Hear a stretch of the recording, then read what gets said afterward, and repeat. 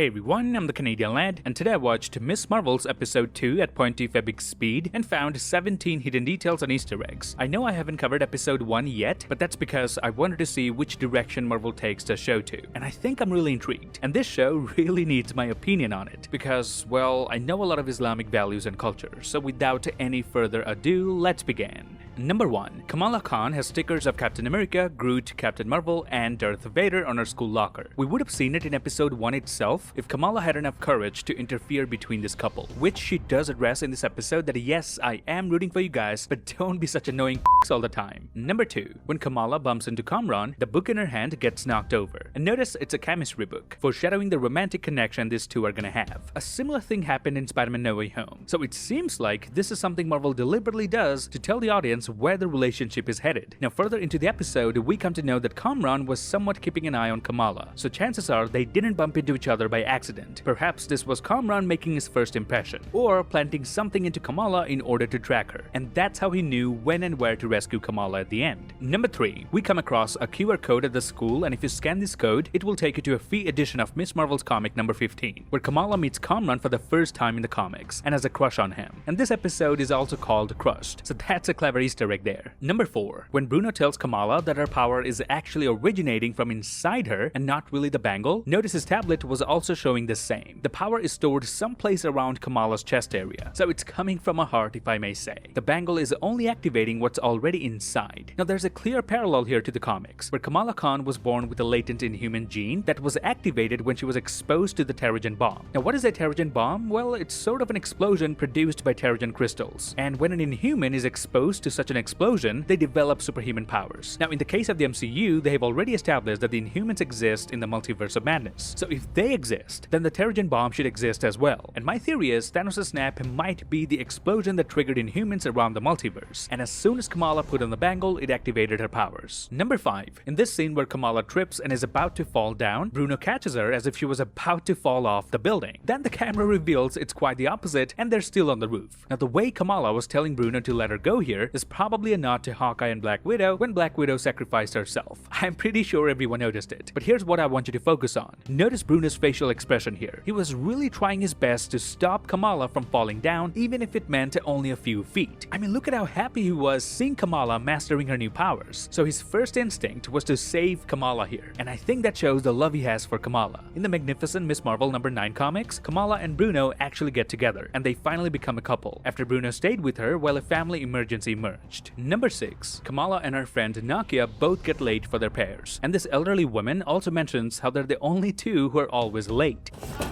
Always the same two that are late. And then we see them performing their prayers. Now, as I said, I know quite a few things about the religion of Islam, so I did find one tiny mistake over here. Notice both Kamala and Nakia are in the first row of the women's section. Now, if you were late, you would never get to stand in the first row or even the second, because those places already get occupied. There's no fixed places for anyone inside any mosques, except for the leader, aka the Imam. If a homeless person comes to the mosque first, he stands in the first row, and if the richest man on the planet comes late, he stands on the last row. I know this mistake has nothing to do with the plot, but I just want a little bit of continuity, that's all. If we weren't shown that they're late, them praying in the first row wouldn't be an issue. Number 7. When Kamala and her friends get into Kamran's car, Kamala tries to compliment Kamran about the interior of his car. That's when Bruno jumps in and says it's all black. I love the color. Thank you. Black. You can And notice how Nakia in the back actually laughs when Bruno says it. Black. You can. So my theory is, almost everyone is aware that Bruno is in love with Kamala, except for Kamala herself. Number 8. Now in the same scene, we learn that Kamala and Kamran pretty much have the same taste for music and Bollywood movies. They both happen to listen to Switch Up Boys, and they both love SRK's movies. SRK of course stands for Shah Rukh Khan, who's believed to be one of the biggest movie stars ever to exist. I mean, the guy looks good, eh? Anyway, let me tell you where I'm trying to go with this. I don't think Kamran likes to listen to that sort of music, nor do I think he's a fan of such Bollywood movies. I think he researched about Kamala, what she likes, what she doesn't like, and now just pretending to like all the things she likes already, coming across as if he's the one Kamala has been waiting for. So if anything, Kamran is putting up a facade to deceive Kamala here. In short, he's too good to be true. Number 9. When Kamala comes out of the school and sees Kamran waiting for her, the slow motion effect, the background score are something so new for the MCU.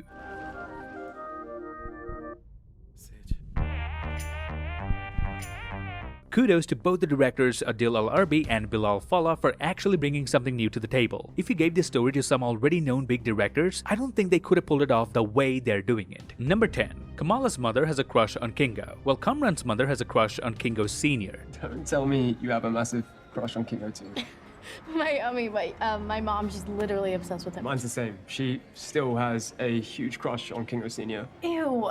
Concerning. Now we learned in Eternals that Kingo, being an Eternal, has been alive for so long that he pretended to be his own father to pass the baton to his own self. So Kingo and Kingo Sr. are the same person, but the world doesn't know it. However, that's not my point. I want you to focus on the difference between Kamala's mother and Kamran's mother, because Kamran's mother is a mysterious lady who has been alive for a long time now. Her crush happens to be Kingo's father, while Kamala's mother has a crush on Kingo. This bit of dialogue was immediately foreshadowing that Kamran's mother has been there since quite some time now. Number 11. The aunties at the party, or the Illuminantes as Kamala calls them, describe Kamala's great-grandmother Aisha pretty distinctively. She put a curse on everything she touched. I heard that she had a secret affair. I heard she killed a man.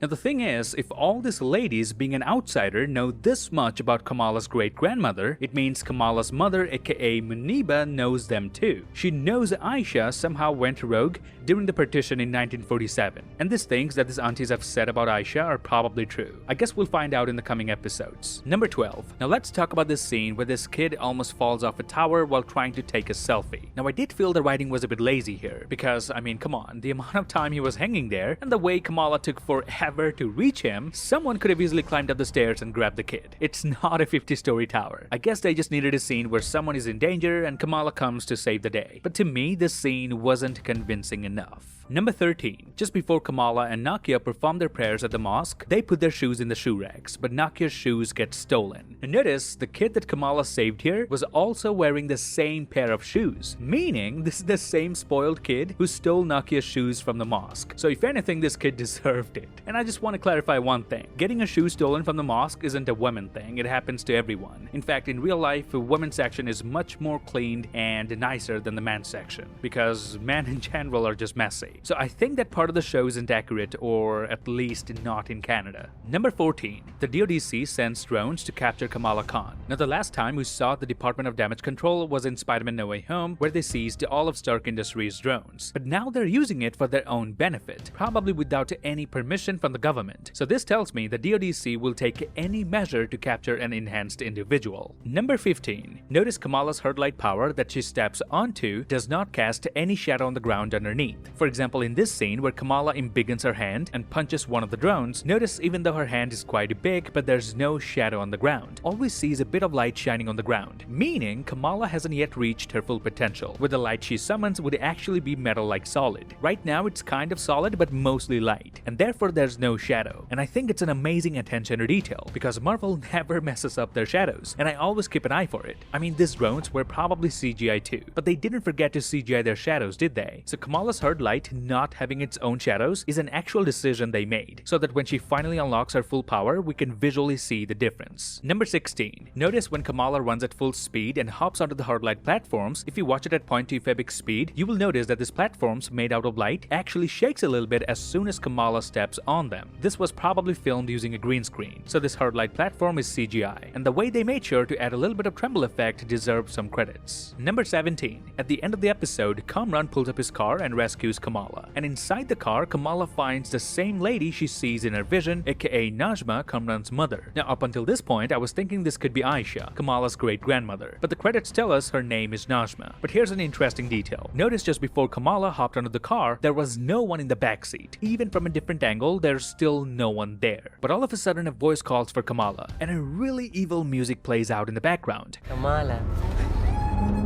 Now this tells me Kamran's mother does possess magical powers, and that's how she appeared in the backseat out of nowhere. And that's it. This would be my breakdown of Ms. Marvel's episode 2 at 0.2 Febic speed. I hope I was able to give you lads a few new details that you didn't catch before. If I did, then please give me a thumbs up, grab the subscribe button and turn notifications on. Follow me on Instagram and Twitter to get updates about my videos. Till then, I'll see you lads in the next one.